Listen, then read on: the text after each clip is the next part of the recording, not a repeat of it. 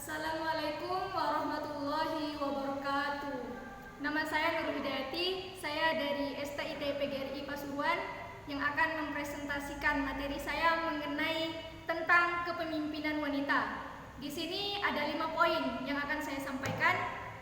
Poin pertama yaitu mengenai wanita dalam pandangan Islam, dan yang kedua kedudukan wanita, yang ketiga wanita karir, yang keempat kepemimpinan wanita, dan yang terakhir syarat-syarat wanita menjadi seorang pemimpin. Untuk yang pertama yang akan saya jelaskan yaitu mengenai pengertian kepemimpinan. Pemimpin adalah orang yang mempunyai pengikut, yang mengatur dan mengordinasikan grupnya untuk mencapai tujuan bersama. Sedangkan dalam istilah dikenal dengan istilah khalifah. Jadi seorang pemimpin itu memiliki aktivitas grup, di mana seorang pemimpin yang mengatur dan mengordinasikan anggota-anggotanya. Untuk mencapai tujuan yang diinginkan, seorang pemimpin itu membutuhkan staf dan anggota yang kemudian nanti akan dikenal dengan istilah kepemimpinan. Kepemimpinan itu adalah cara dia memimpin. Nah, dengan kepemimpinan ini kita bisa mengetahui bahwasanya seseorang tersebut bisa dikatakan sebagai seorang pemimpin atau seorang pimpinan.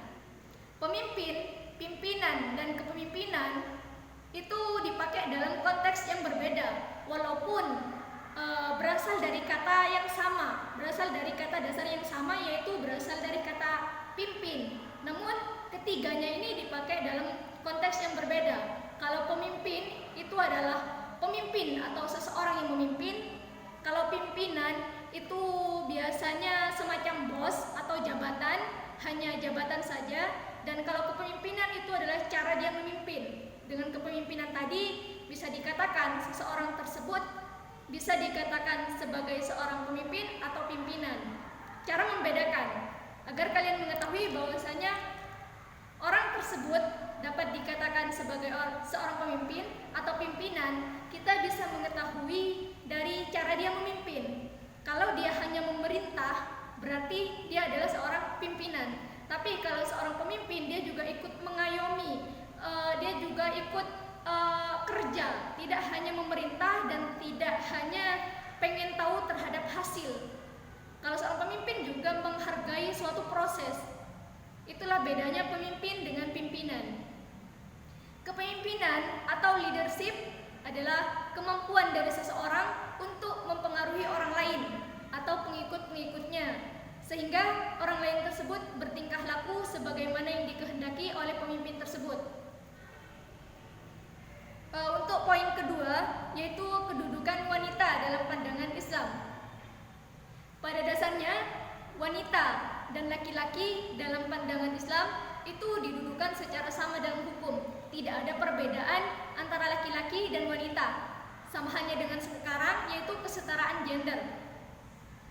Akan tetapi, dalam perspektif yang lain, wanita didudukan sebagai objek yang harus dipimpin oleh laki-laki.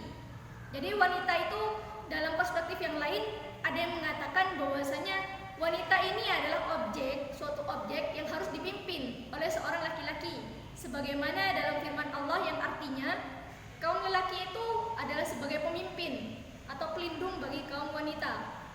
Nah, pada ayat di atas bukan berarti wanita tak mendapat kedudukan yang layak. Wanita dalam batasan tertentu malah menjadi sebuah tonggak negara dengan peran sertanya yang mendidik keturunannya. Dalam Islam, wanita bukanlah musuh atau lawan kaum laki-laki. Sebaliknya, wanita adalah bagian dari laki-laki. Demikian pula laki-laki adalah bagian dari wanita. Keduanya bersifat saling melengkapi. Tidak ada laki-laki, tidak akan ada wanita. Kenapa saya mengatakan hal tersebut? Laki-laki tidak bisa memiliki keturunan kalau tidak ada wanita. Itu adalah yang tadi saya katakan. Dalam Islam tidak pernah dibayangkan adanya suatu perbedaan atau pengurangan hak wanita atau penzaliman wanita demi kepentingan seorang laki-laki. Karena Islam adalah syariat yang diturunkan untuk laki-laki dan perempuan. Jadi Islam itu adalah syariat yang diturunkan untuk laki-laki dan perempuan. Jadi tidak ada perbedaan antara laki-laki dan perempuan. Akan tetapi ada beberapa pemikiran keliru tentang wanita yang menyelusup ke dalam benak sekelompok umat Islam, sehingga mereka itu senantiasa memiliki persepsi negatif terhadap terhadap watak seorang perempuan.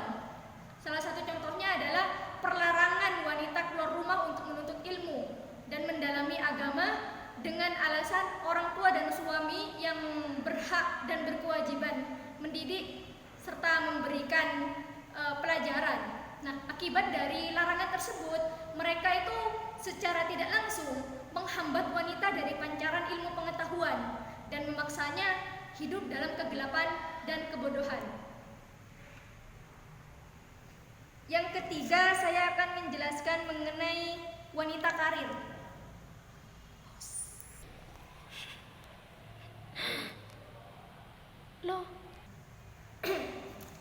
Untuk selanjutnya yaitu kedudukan wanita.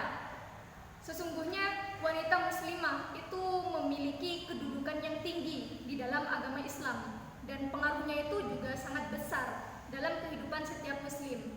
Dia akan menjadi madrasah pertama dalam membangun masyarakat yang solid. Kenapa perempuan atau seorang wanita dikatakan sebagai madrasah pertama? Karena anak yang baru lahir pastinya lebih tunduk atau lebih dekat terhadap seorang ibu. Makanya seorang perempuan itu dikatakan sebagai akan menjadi madrasah pertama untuk anak-anaknya. Karena berpegang dengan keduanya akan menjauhkan setiap muslim dan muslimah dari kesesatan dalam segala hal. Nah, di sini wanita yang katanya tadi dijadikan sebagai madrasah pertama, yaitu adalah wanita yang memang berjalan di atas petunjuk Al-Quran dan Sunnah Nabi. Sungguh telah dijelaskan di dalam Al-Quran betapa pentingnya peran wanita. Jadi peran wanita itu sangat banyak, penting sekali di kehidupan ini, baik sebagai ibu, istri, saudara perempuan, maupun sebagai anak. Demikian pula yang berkenaan dengan hak-hak dan kewajiban-kewajibannya. Adanya hal tersebut juga telah dijelaskan dalam sunnah Rasul. Peran wanita dikatakan penting karena banyaknya beban-beban berat yang harus dihadapinya. Seperti yang kita ketahui bahwasanya perempuan setiap pagi dia melakukan aktivitas di dalam rumah, bersih-bersih, mengurus anak dan lain-lain. Dan itu sangat membutuhkan waktu dan tenaga yang tidak bisa dilakukan cuma sekali dua kali, akan tetapi seterusnya akan dilakukan oleh seorang ibu. Wanita juga memikul beban-beban yang berat yang semestinya dipikul oleh seorang laki-laki. Oleh karena itu, wanita menjadi kewajiban bagi kita untuk berterima kasih kepada ibu, berbakti kepadanya, dan santun dan bersikap kepadanya. Kedudukan ibu terhadap anak-anaknya lebih didahulukan daripada kedudukan ayah. Saya pernah mendengar hadis bahwasanya ibu itu lebih 3 kali lipat dibandingkan ayah. Untuk yang keempat, yaitu mengenai kepemimpinan wanita karir. Wanita karir, kebutuhan hidup dewasa ini yang semakin tinggi memaksa para wanita untuk bekerja dan meninggalkan rumah demi membantu suami dalam memenuhi kebutuhan hidup dirinya dan keluarga.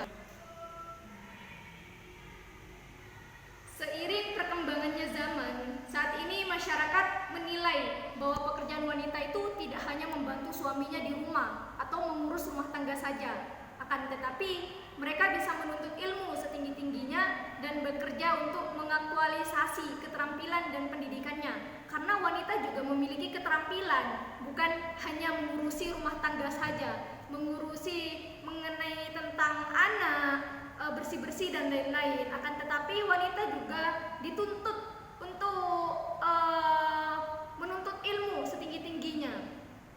Jadi banyak sekali orang yang salah persepsi akan wanita karir. Yang pertama yaitu hukum wanita karir dalam pandangan Islam.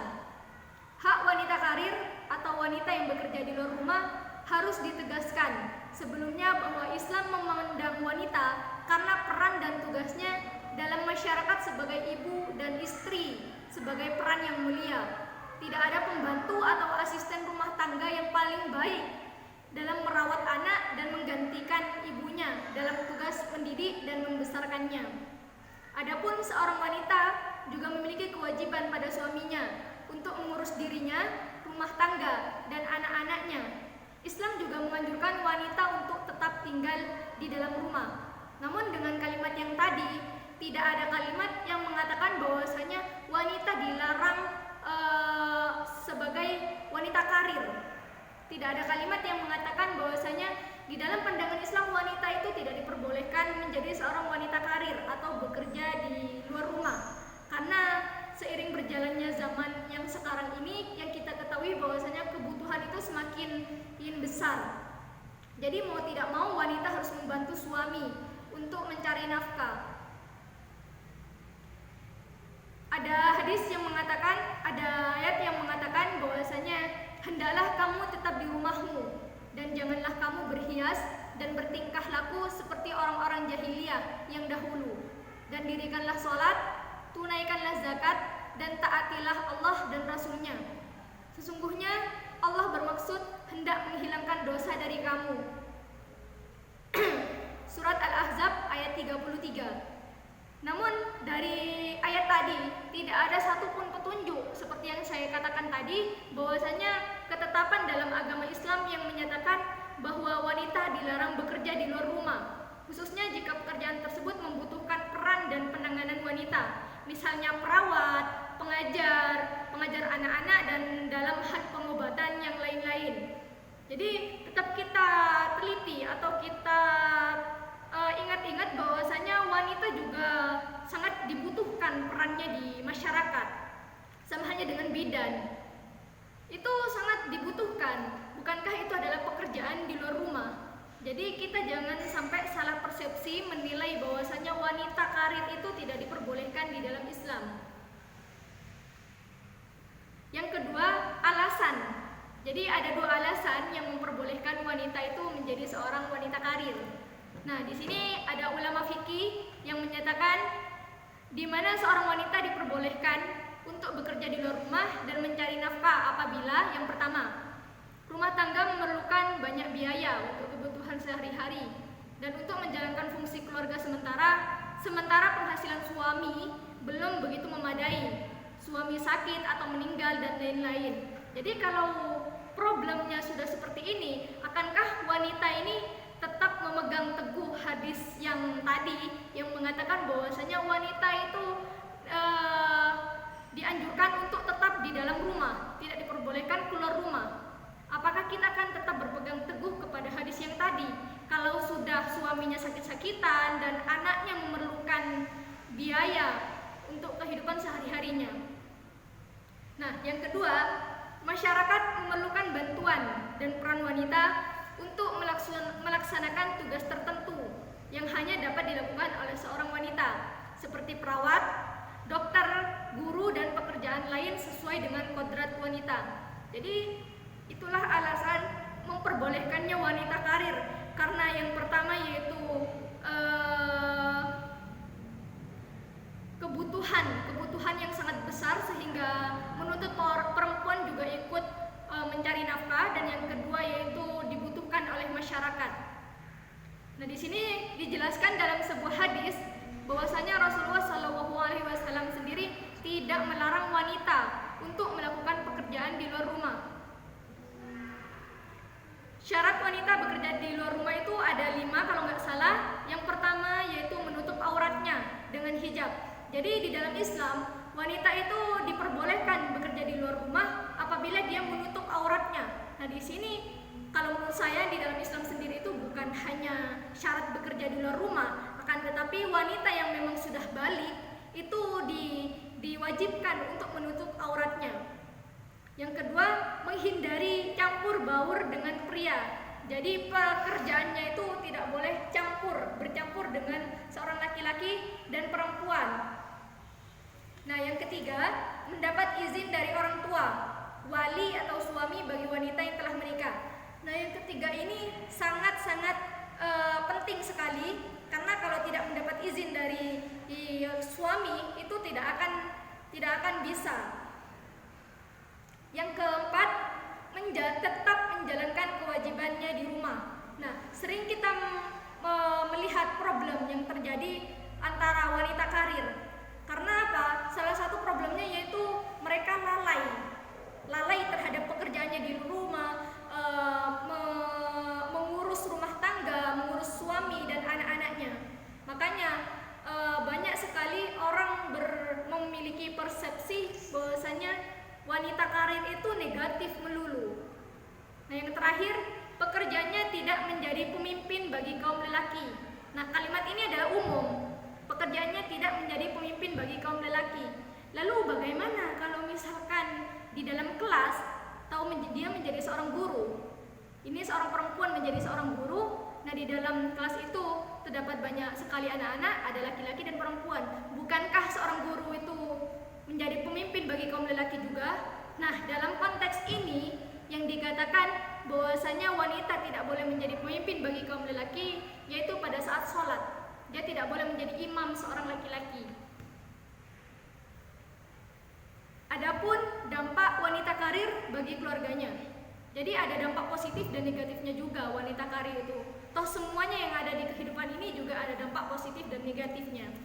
Jadi masuknya wanita ke dalam dunia kerja dan meniti karir memang membawa dampak positif terhadap perkembangan ekonomi, yaitu adanya pemenuhan kebutuhan serta terbantunya masyarakat dengan peran serta wanita. Akan tetapi wanita karir yang terlalu sibuk mengejar karirnya dikhawatirkan akan menunda jodoh. Selain itu, wanita karir juga rentan mengalami masalah dalam keluarga dikarenakan sedikitnya waktu yang ia luangkan untuk keluarganya.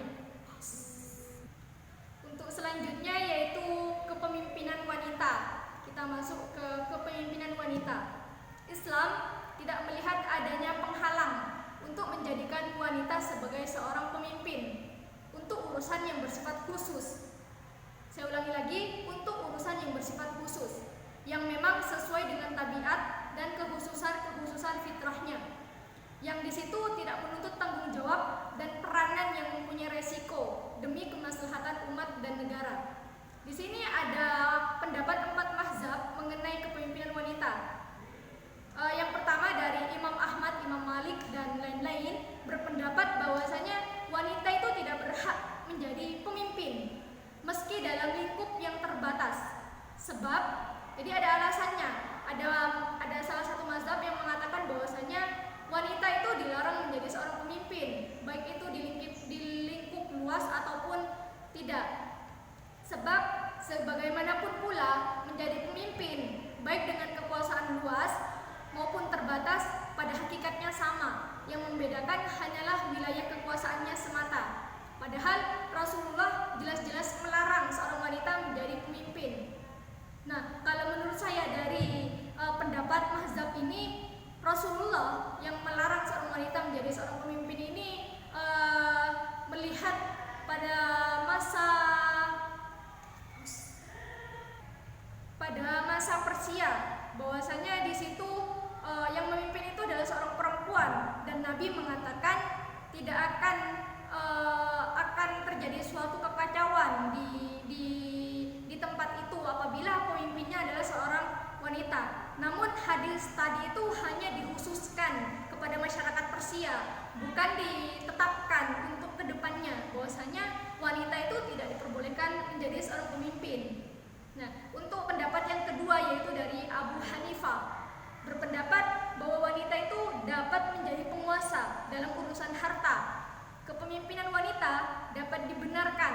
Nah, untuk Abu Hanifah ini membenarkan wanita menjadi seorang pemimpin, asalkan satu, tidak melupakan tugas dan kewajibannya sebagai seorang istri, karena tugas tersebut tidak dapat digantikan suami maupun pembantu. Nah, untuk Abu Hanifah ini membenarkan bahwasanya wanita itu menjadi seorang pemimpin asalkan tidak melupakan tugas dan kewajibannya sebagai seorang istri.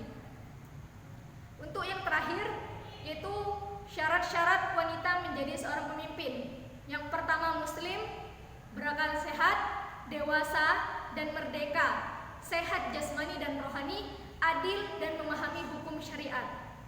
Jadi kesimpulannya, wanita menjadi seorang pemimpin itu diperbolehkan. Toh di zaman dulu saja, di zamannya Nabi, itu wanita sudah menjadi seorang pemimpin. Jadi bagaimana mungkin kita mengatakan bahwasanya wanita itu tidak diperbolehkan menjadi seorang pemimpin? Asalkan satu, syaratnya asalkan dia memiliki kemampuan untuk memimpin, dia adil, dan dia dapat mengatasi problem-problem yang akan terjadi pada saat dia menjadi seorang pemimpin. Saya Nurul Hidayati, kurang lebihnya mohon maaf. Wassalamualaikum